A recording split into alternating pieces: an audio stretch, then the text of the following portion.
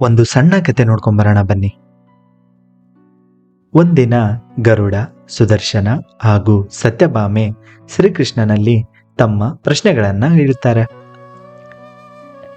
ಗರುಡ ಹೇಳ್ತಾರೆ, ನನಗಿಂತ ವೇಗವಾದದ್ದು ಈ ಜಗತ್ತಿನಲ್ಲಿ ಯಾವುದಾದರೂ ಇದೆಯೇ ಕೃಷ್ಣ ಅಂತ. ನಂತರ ಸುದರ್ಶನ ಹೇಳ್ತಾರೆ, ನನಗಿಂತ ಶಕ್ತಿಶಾಲಿಯಾದ ಆಯುಧ ಇಡೀ ಬ್ರಹ್ಮಾಂಡದಲ್ಲಿಯೇ ಇದೆಯೇ ಪರಮಾತ್ಮ ಅಂತ. ಇವರಿಬ್ಬರ ಪ್ರಶ್ನೆಗಳಾದ ನಂತರ ಸತ್ಯಭಾಮೆ ಹೇಳ್ತಾಳೆ, ಸ್ವಾಮಿ, ತ್ರೇತಾದಲ್ಲಿ ನಿಮ್ಮ ಪತ್ನಿ ಸೀತೆಯಲ್ಲವ, ಅವಳಿಗಿಂತ ನಾನು ಸುಂದರವಾಗಿದ್ದೇನಾ ಅಂತ ಗರ್ವದಿಂದ ಕೇಳ್ತಾಳೆ. ಈ ಮೂವರ ಪ್ರಶ್ನೆಗಳಿಗೆ ನಸುನಕ್ಕ ಶ್ರೀಕೃಷ್ಣ ಗರುಡನನ್ನ ಕರೆದು, ಹಿಮಾಲಯದಲ್ಲಿ ಒಬ್ಬ ತಪಸ್ಸು ಮಾಡ್ತಾ ಇದ್ದಾನೆ, ಆತನ ಬಳಿ ಹೋಗಿ ನಿನ್ನ ಸ್ವಾಮಿ ದ್ವಾರಕೆಯಲ್ಲಿ ನಿನಗಾಗಿ ಕಾದಿದ್ದಾರೆ ಅಂತ ಇಷ್ಟೇ ಹೇಳಿ ಬಾ ಅಂತ ಹೇಳ್ತಾರೆ. ಈ ಕಡೆ ಸುದರ್ಶನ ಚಕ್ರಕ್ಕೆ, ನೀನು ನನ್ನ ಅರಮನೆಯ ದ್ವಾರದ ಮುಂದೆ ನಿಂತು ಯಾರೇ ಬಂದರೂ ನನ್ನ ಭೇಟಿಗೆ ಬಿಡಬೇಡ, ಅದು ಜಗತ್ತಿನ ಯಾವುದೇ ಶಕ್ತಿಯಾಗಿರಲಿ ಎಂದು ಹೇಳ್ತಾರೆ.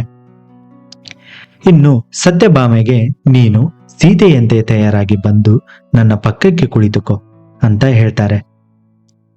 ಈ ಕಡೆ ಗರುಡ ಶ್ರೀಕೃಷ್ಣ ಹೇಳಿದಂತೆ ಹಿಮಾಲಯಕ್ಕೆ ಹೋಗಿ ತಪಸ್ಸಿಗೆ ಕುಂತಿದ್ದ ಆತನನ್ನು ಭೇಟಿಯಾಗಿ ಶ್ರೀಕೃಷ್ಣ ಹೇಳಿದಂತೆ ನಿನ್ನ ಸ್ವಾಮಿ ದ್ವಾರಕೆಯಲ್ಲಿ ನಿನಗಾಗಿ ಕಾದಿದ್ದಾರೆ ಅಂತ ಹೇಳ್ತಾನೆ.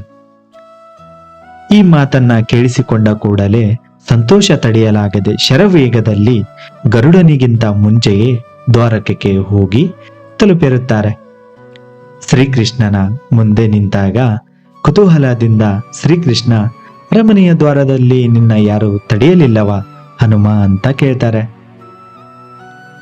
ಆಗ ಹನುಮಂತ ಹೇಳ್ತಾನೆ, ಅದ್ಯಾವುದೋ ಒಂದು ಚಕ್ರ ಅಡ್ಡ ಬಂದು ನಿಂತಿತ್ತು ಸ್ವಾಮಿ, ಅದರ ಜೊತೆ ಯುದ್ಧ ಮಾಡ್ತಾ ಕುಂತ್ರೆ ನಿಮ್ಮ ಭೇಟಿಗೆ ತಡವಾದೀತು ಎಂದು ಅದನ್ನೇ ನುಂಗಿಬಿಟ್ಟೆ ಅಂತ ಹೇಳ್ತಾರೆ. ಅದೇ ಸಮಯಕ್ಕೆ ಗರುಡ ಹಿಮಾಲಯದಿಂದ ಸುಸ್ತಾಗಿ ಬಂದು ನಿಂತಾಗ ಹನುಮನನ್ನ ನೋಡಿ ದಿಗ್ಭ್ರಾಂತನಾಗುತ್ತಾನೆ. ಇಷ್ಟು ವೇಗವಾಗಿ ಹೇಗೆ ಬಂದು ತಲುಪಿದ ಅಂತ. ನಂತರ ಹನುಮಂತ ಸತ್ಯಭಾಮೆಯನ್ನ ಕಂಡರು, ಸ್ವಾಮಿ, ಯಾರು ಈ ದಾಸಿ, ನನ್ನ ಸೀತೆ ಮಾತೆಯಲ್ಲಿ ಅಂತ ಕೇಳ್ತಾರೆ. ಅಲ್ಲಿಗೆ ಈ ಮೂವರ ಗರ್ವ ಭಂಗವಾಗುತ್ತದೆ.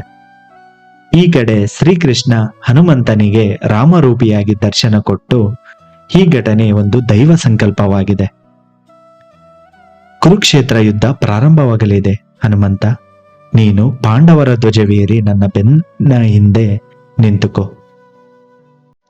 ನಾನು ಸಾರಥಿಯಾಗಿ ಬರುತ್ತೇನೆ, ಅಧರ್ಮ ನಾಶವಾಗಬೇಕಿದೆ, ಧರ್ಮ ಉಳಿಯಬೇಕಿದೆ, ಜೊತೆಗಿರು ಎಂದು ಆಜ್ಞೆ ಮಾಡ್ತಾರೆ.